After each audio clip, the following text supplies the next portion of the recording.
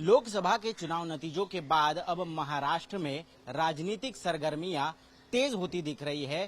साथ ही साथ राजनीतिक समीकरण भी बदलते नजर आ रहे हैं।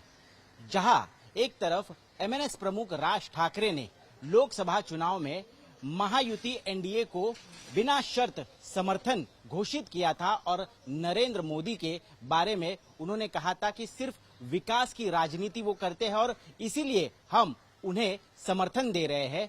तो वही दूसरी तरफ आज जब राज ठाकरे ने अपनी पार्टी मीटिंग में कार्यकर्ता और पदाधिकारियों को संबोधित किया, उस समय उन्होंने एकला चलो रे का नारा दे दिया है। हालांकि ऐसा क्या बदला एक हफ्ते में जो राज ठाकरे के तेवर अब बदलते हुए नजर आ रहे हैं। तो हम आपको बता दें कि राज ठाकरे ने आज अपने इस मीटिंग में किए भाषण में कई सारी बातें अपनी कार्यकर्ता और नेताओं के सामने रखी, जिसको लेकर वो कह रहे हैं कि आने वाले विधानसभा चुनाव में एमएनएस 200 से 225 सीट लड़ने की तैयारी करेगा। हालांकि महाराष्ट्र में नवनिर्माण सेना जो महायुति के साथ जाएगी, जो एकनाथ शिंदे की शिवसेना, अजित पवार की एनसीपी और बीजेपी के साथ गठबंधन में शामिल होगी, ऐसी अटकलें लगाई जा रही थी। लेकिन उसी के बीच आज हुई मीटिंग में एमएनएस प्रमुख राज ठाकरे ने जो एकला चलो रे का नारा दे दिया है, उससे राजनीतिक सरगर्मियां वाकई में काफी तेज होती नजर आ रही है।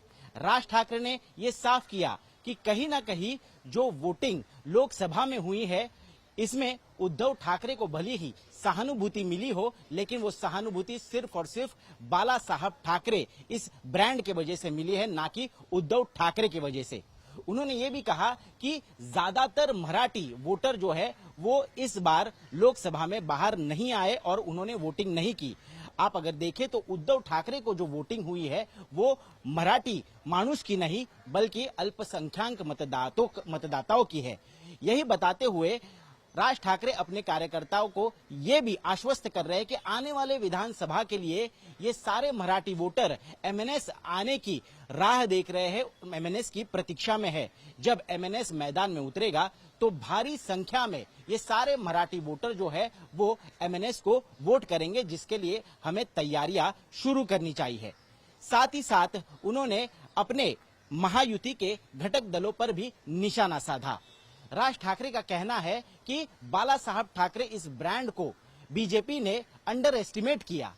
ये जो शिवसेना पार्टी है या पार्टी का चिन्ह तीर कमान है, उसको चुराने की या तोड़ने फोड़ने की जरूरत नहीं थी। वो बीजेपी अगर नहीं करती तो बाला साहब ठाकरे के नाम पर वोट उन्हें जरूर मिलते।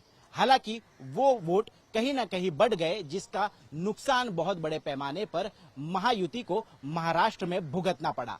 उन्होंने ये तक कहा कि दिल्ली में जब वो गए थे तब उन्होंने अमित शाह को ये बात साफ साफ कही थी कि आप पार्टी का चिन्ह और पार्टी का नाम मत छीने, इससे आपको आने वाले चुनाव में नुकसान हो सकता है।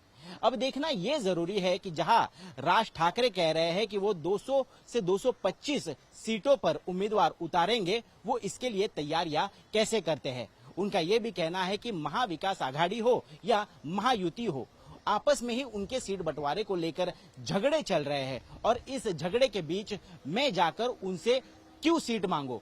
हालांकि मैं अपने बल पर लड़ने के लिए अपनी खुद की पार्टी मैंने स्थापित की है और इसी पार्टी को लेकर एकला चलो रे का नारा आज की मीटिंग में राज ठाकरे ने दे दिया है। कैमरा पर्सन सचिन सावंत के साथ मैं ऋत्विक भालेकर, चुनाव आज तक के लिए मुंबई से।